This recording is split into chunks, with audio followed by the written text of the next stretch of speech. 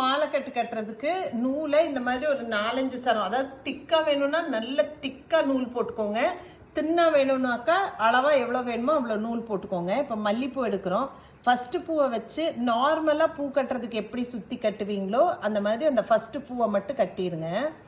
கட்டி டைட் பண்ணிவிட்டு இந்த இடத்துல பிடிச்சிக்கோங்க.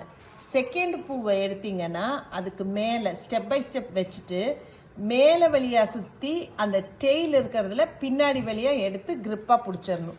நெக்ஸ்ட்டு பூவை வைக்கணும்.